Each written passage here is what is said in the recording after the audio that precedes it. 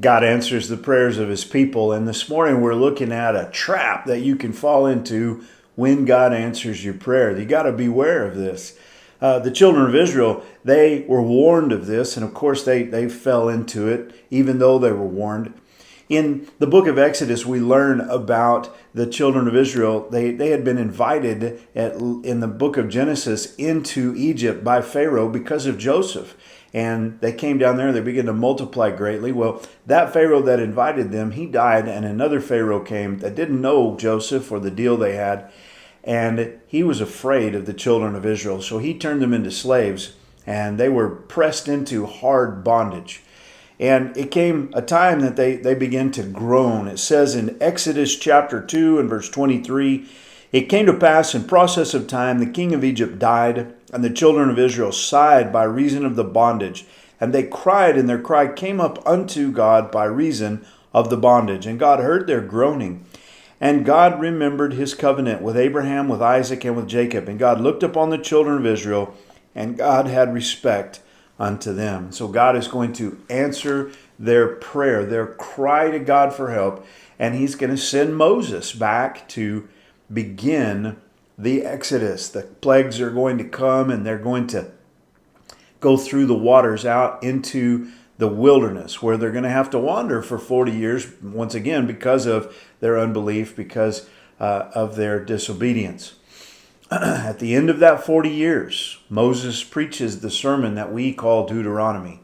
And in Deuteronomy chapter 6 and verse 10, he says this, "It shall be when the Lord thy God shall have brought thee into the land which he sware unto thy fathers, to Abraham, to Isaac, and to Jacob, to give thee great and goodly cities which thou buildest not, and houses full of good things which thou fillest not, and wells digged which thou diggedest not, vineyards and olive trees which thou plantest not, when thou shalt have eaten and be full. Then beware," now here's the warning, "then beware, lest thou forget the Lord which brought thee forth out of the land of Egypt, and from the house of bondage." Isn't that amazing?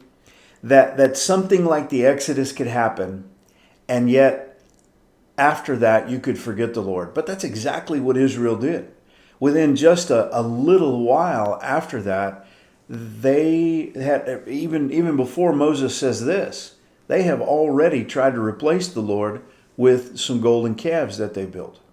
As they go into the land of Egypt, it's going to be a common practice for many of the Israelites to worship the gods of the Canaanites in the places where they go. They're going to forget what God did for them. Well, listen, I just want to encourage you this morning. Heed this warning. Beware lest thou forget the Lord, which brought thee forth. Or beware lest thou forget the Lord, which answers your prayer. You know, it's so easy to pray when you're in trouble. Oh, God, help. I need this. Oh, God, how am I going to do this? And yet when God answers that prayer, we've got to be so careful that our flesh doesn't draw us away from God, or maybe even worse, to think that we did this for ourselves and not give God the thanks and the credit that he deserves. You know, being a follower of Jesus is being someone who, like Jesus, is dependent upon the Father. Jesus said, he said, "I don't do my will, I do the will of him who sent me." This isn't my teaching, this is the teaching of my Father. And so Jesus submitted himself to the will of the Father here in his earthly ministry. That's what you and I are called to do as well. And as dependent people, we need to remember that. We need to always remember that we desperately need God. And when God does answer our prayer, and when he blesses us, and when he gives us the good things that we ask for, a father gives good gifts to his children, and he gives us those things, we need to always beware that we don't forget him and get infatuated with the gift and forget the giver. It can happen.